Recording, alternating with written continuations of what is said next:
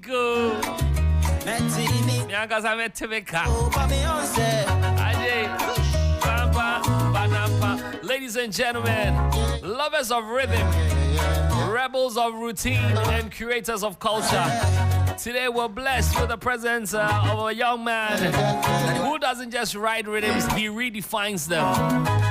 He's not merely an artist, he is an artistic phenomenon, a lyrical architect, a visual virtuoso, a musical chameleon who blends reggae, dancehall, Afrobeat, and in recent time, high life music, a sheer genius into an explosive audiovisual experience.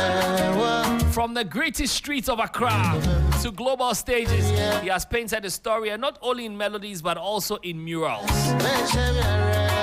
If you don't know murals, I'm coming, I'll tell you. A man whose voice carries the grit of the ghetto and the grace of greatness. He's an award-winning, boundary-bending, genre-shifting, and cultural ambassador. And today, he's packed with fire right here in the 3FM Drive studio.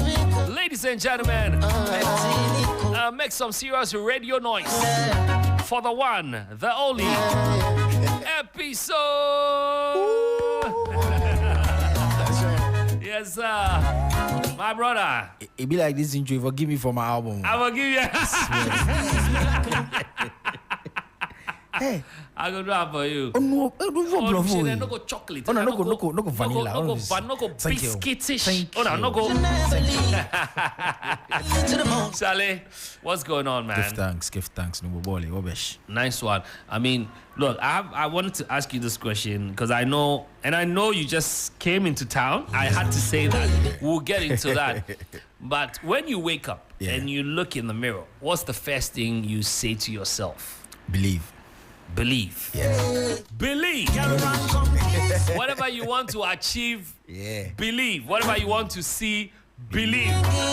As it stands now, I've been looking at somebody and I believe. I am believing. Anyway, so be truthful about this. I mean, how many times have you Googled yourself this year? I think. I don't know. But I think I do you look up yourself and do you like what you see? Yeah. I'm asking you this question as a form of what's the word? Like a reflection. Yes, into what you've been able to achieve. Yeah. Let's talk about your music and creative process. Yeah. Your style is very unique. Yeah. You started up as a dancehall artist, like hard dancehall and everything. And then sometimes I hear you do high life and I'm blown away. And your recent love for live instruments and all of that. Yeah. How did you discover your sound? Well, I think let's talk about the old you and then this new sound. Like what happened to you? I don't know. Maybe you met an old woman, you fell in love with her, and So I think the genius is I can't actually erase the impact of my mother and then their sound, the like indigenous folk Ga vibe, because that's what I grew on, but the reggae tell me a bit about that, because when you say your mom and their sound, I get it. I know you have a Ghana background, and I do know, but I also found out that your mom has so my mom and her twin Akule and Akwoko played Tremu band. Tremu actually was I think is the owner of the Tremu band is Numbona, that's what they Ampofo. Uncle Ampo. He used to work for Ifira and GBC. Okay. And then they played Khalifi, a little bit of Wolome, but then majored in Khalifi. My mom wrote most of those, like some of those songs. One of the iconic ones. So you come from a womb of music. Exactly. Wow. Exactly. So I'm privileged that at least growing up, I got. This premise is actually I've been here when I was young, whilst they were recording their album Gamma Films back in the So I was fortunate to have that experience, but then the reggae actually started, still based on my mom, because when they are back from tour, they were limited with bringing records down, and then it was based on reggae and then country music. So you wake up in the morning and mommy is beating some hard still pause reggae album or some Jim Reeves or some Dolly Parton or Kenny Rogers. Yeah. You know, but me beginning to actually look at that direction, it was because of where I found myself doing music, like the Polygonal, Mampobi, and so on. I think it was heavy around that side. Yeah, it was heavy around that area. The Jumanji cars, the Combolos, Xylos, the enzyme, and guys, let me just say this, that there's certain neighborhoods that really supported art, or music, I should say, and one of those areas is Polygonal, especially when the beach was very vibrant at the time, and so I want to use this to appeal to government to look into creating more of such spaces. Exactly. Because at the time, some of us used to even battle at the beach. When you mentioned Kombolo and Co. Blazy and the rest of the guys. I mean, so anyway, that's just by the way. So I found myself in a group, namely, so our name was Black Empire, and Blazy put us together. May he so rest in peace. I was more of like the bright of the group, like bright of book back. So I'll do the rap, I'll do the singing, and then if it comes to the reggae, and then I'll do that part. I mean, this is not really for the interview, but it would be nice to know what happened to the rest of the guys. So Black Empire, myself, Chameleon, Jupiter. So then all of you are doing well. Yeah, we're doing well. Okay, all right, man. There's one guy called Virgo. He used to be Galaxy, but his name is Virgo. Yes. I don't think he's really doing music full time now. And then there's another guy called Last Coin. He actually left the group. So Black Empire came together because Blazy put all of us together. It was actually two groups. That was Chameleon and Galaxy were a group, and then myself and Jupiter was Epixodemusic. Epixodemusic. Yeah. Okay. So he put us together because it was a day that we had to battle each other, but then sake of time, he was like, you know what, let me drop a rhythm, Polygonal Beach, and then all of you guys to go on stage. And after that, I was like, oh, I like this group. So then he put us together, and then we became Black Empire. Guys, let me just let you know that in those days, if you were faint-hearted, you wouldn't survive. This was not the time of social media. If you don't get a skill, you don't get a skill. You won't survive. Wow, great. So the gentleman didn't just start. Yeah. Is there a moment in your career where you said to yourself that I'm done, I'm tired, I can't do this any longer, I don't want to do this any longer? And then I want you to also give us the moment where you said to yourself that I'm really built for this. So yes, I remember when I was working on the second album, because then the first album, what happened is I had signed a very bad deal, a contract without an exit clause. I had finished my album. Avatar was big back then, 2015, and then some people came in and let's work, and then it didn't go well, so I had to finish the contract. So around 2018, when I was working on the second album, I'm like, Charlie, I don't go fit do because then my art was also paying. I was getting some small jobs. I was doing graffitis here and there, and I was getting small, and I feel like it got to a level where you go to your own house and people are giving chairs now. I always think about it. You understand? Paki plastic chair, yala shishi. You get me? Anyways, So but that moment that actually also made me feel like I can't stop is looking at the effort that we've put in there, and then the fact that back then, like, there's real support where you come from. Like, people would actually go like, Boji Killer, wani boya batilame, so that also kept me going. And I think my first recognition on mainstream, that's FGME on Sang, 2014. I'm like, okay, so at least after winning the Ghana Dancehall King and Queens 2011, I said 2012, 2011, I'm like, okay, I'll still doing it in the ghetto till dancehall got mainstream. And then now we also got the platform to also be, performing in the stadiums and all of that. Did you ever do anything with Bass Awards? Because it was also... Yeah. I think every year I got nominated. I got Best Dancehall Video 2015. Every year Bass Awards, I was on there, I was performing, I was nominated. Yeah, so it also helped, because we, as at that time, we knew that was our Grammys, that was our TGMs. you know, till I decided to, you know, do this like fully. Let me fast forward for the sake of time. Yeah.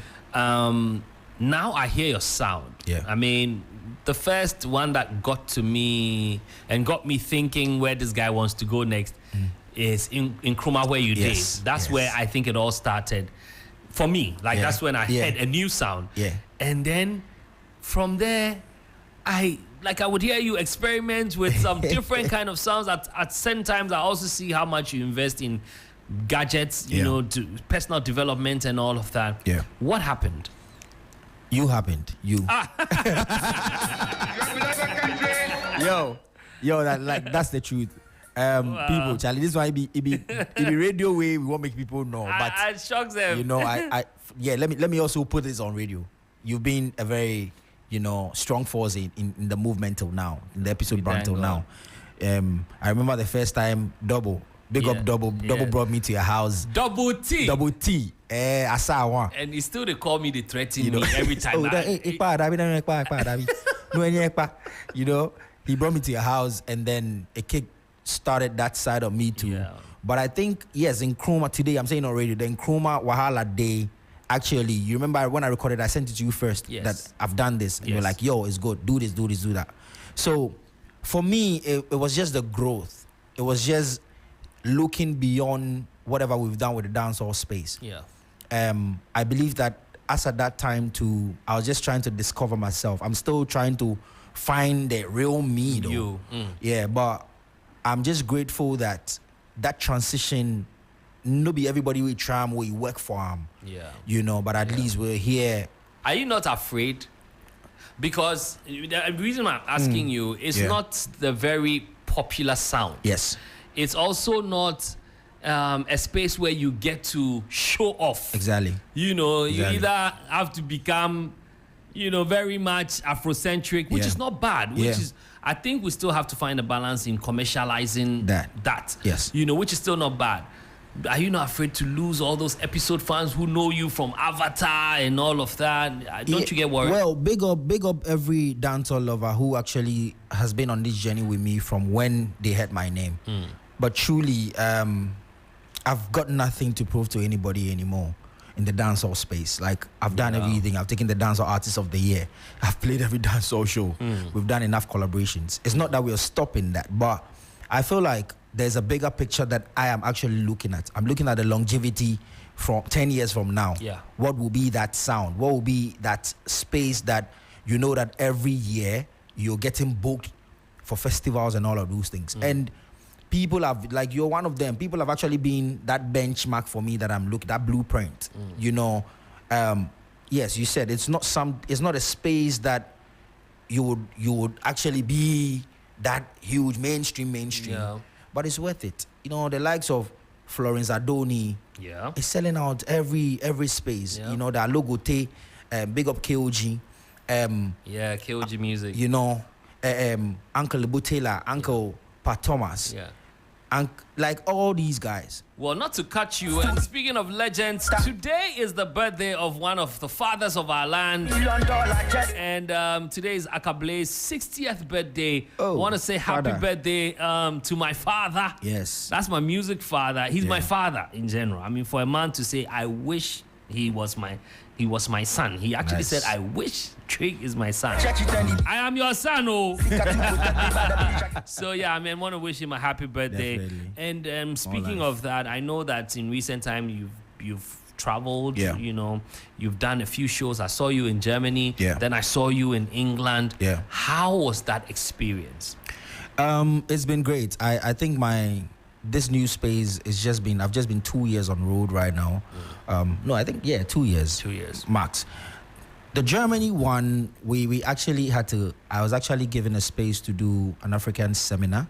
Wow. You know, it's quite intimate where, you know, I'm doing all the live loop and everything. Wow. And then there's a great painter in Germany. She's called Gabrielle Musbrick, who sells her paintings for like 6,000 euros and 8,000 and stuff. And she's painting while me and Joshua are trying to create sound for her to paint with. You know, and that has also opened another space for me, not just jumping around and all of that. Then I got booked to be on KOG set for the Shindig Festival, which hosted close to like 14,000 people. Wow. Yo, that's huge. Like, you get me? And for me, like, just that 10 minutes on stage is actually an eye-opener, because even what works backdoor, how the artists are treated, you know, the things that you have to go through, even sound check and all these things. You're not the first person who's come on this show since I started. Yeah. And have mentioned this, and I hope that event promoters or Ghanaian event promoters are listening, because Olele was here. He went for Coachella because he's on Amare's team, and he said the same thing. Backstage treatment, you know, how people work with time, and then the tech team and all of that. Was that the same experience? It was. Are you guys not just hyping us and making us feel like we are not doing anything? But meanwhile, we are trying. Try that with the try. But I think it will be good for every artist to also go. You know, it's not even on the promoter side. As an individual, you also have to experience that. That can also give you another foresight of where you want to go. You know, regardless of your superstar dom thing in Ghana, when you get out there, you get to know that wow. You know, so for me, it's not really about the promoters. Like, personally, it's a big space for me that I'm learning. You know, and then after that, getting booked again for Cosmo festivals that we're playing in 2 weeks. You know. Oh, you are going for another festival. Padima, again, tell me, I've also seen that you're trying to get on, and that's one thing I like about you. You are always putting yourself out there. And let me just say this: I respect you. Give thanks. As an artist and your art form, and how far you've brought it, and how far you want to take it. Yeah. And I'm saying this because I would not say I see like a serious financial force behind you, and yet you are still in competition with the guys who have the muscle. Yeah. I must be grateful I must be grateful to my team. Big up Baby Dapper, my manager. Big up Ike, the whole team, Lloyd, everybody. It's just a small collective. We are not under any label. We're just financing everything ourselves. Wow. You know, and just like you're saying, like, I am a gadget freak, and I want to actually try to put that into a different space, like with the music that we're doing. Because I'm asking myself, if I can fly with the whole band, how can I incorporate that? How can I actually play for an audience if they want just 2 or 3 people to come and perform? You know, so it's a very huge investment that we're doing, but I'm grateful that sometimes my team get to understand what I want to do, my crazy ideas, before it actually comes to light, for them to understand what I'm doing. You know, it's huge. It's actually. And then I see your fashion side as well. Is this something you want to take seriously, or you just do it when you want to go on stage? Because I'm seeing that in chroma design, and then other times I see some CDs design and all of that. Yeah, because so this is me as a creative. I'm asking myself that if I get into, let's say, this festival, and then I've been able to kill a show, what else can I make monies of? Because people are selling records, they are selling. Oh, but me on painting, vinyls can it be? Because if you are an investor and you're listening, I mean, I'm not to say because he's my friend, but these are the kind of creatives you need to invest in. The guy is all around. I mean, if you're thinking of an episode concert, I'm imagining you walk in. You have his paintings hanging one side as an exhibition place whilst we're getting ready for the main event. He himself can be there painting some murals and some graffitis. And I think I've seen you do that at Allianz. And I must say, you're one of the best performers we have in this country. Monday morning, whether it's live or whether it's with a live band or with a DJ set, you are always on point. And now that you are playing around with gadgets, I don't know what you're about to do next. I just need to tell you that. Guys, it's been Episode and myself having a conversation today. We're highlighting him. He just came back from the Shindig Festival in England, right? Yeah, England. Okay. We will have a fire round coming up.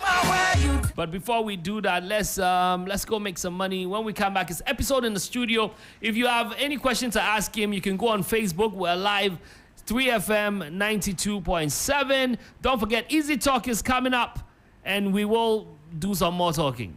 Happy Father's Day. This Father's Day, celebrate the strength, wisdom, and warmth of Dad with a well-deserved escape to Pituasi Valley Resort. Enjoy exclusive discounts on our luxurious rooms and pamper him with tailored spa treatments for total relaxation. Top up the experience with our special Father's Day lunch buffet at the Baobab Restaurant while you enjoy classic tunes from our live band with good vibes for the whole family. For reservations, call 0540-125-555 or 0540-125-554. Pituasi Valley Resort. Live life. Happy Father's Day to you. Ideas, talent, brands, clients, creatives, all under one event. Disrupt and inspire. This year's Advertising Association of Ghana Gong Gong Awards Festival is set in motion. On June 14, the Interagency Fun Sports event kicks off at the Aviation Social Center. Who will take home the trophy? From 25th to 26th is the Brands and Creativity Exhibition at the Accra Mall. Swing by, get interactive, and enjoy some lively podcast chats. The big finale, Gong Gong Awards Dinner Night on 28th June. Over 250 entries, all competing for glory. Come experience the glitz, glam, and the brightest of Ghanaian creatives lighting up the night. The Advertising Association of Ghana Gong Gong Awards. Disrupt and inspire. Visit our website for more and be there. Official media partners, TV3 and 3FM.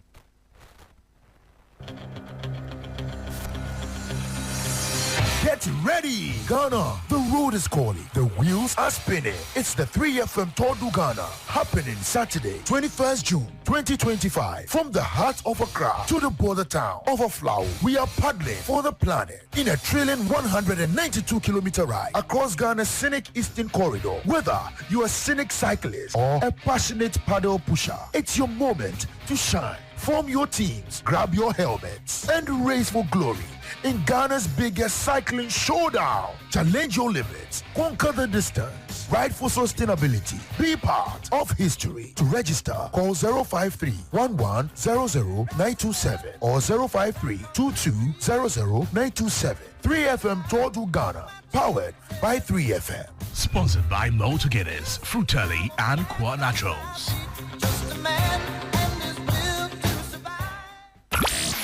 We've got the city moving on 92.7 FM. Here we go. 3FM Drive with Trigmatic.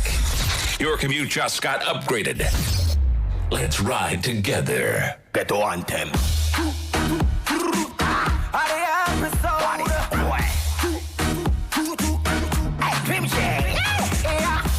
Another one this. Pounds and dollar track this. Just mark this. We really got to you to track this. Yeah.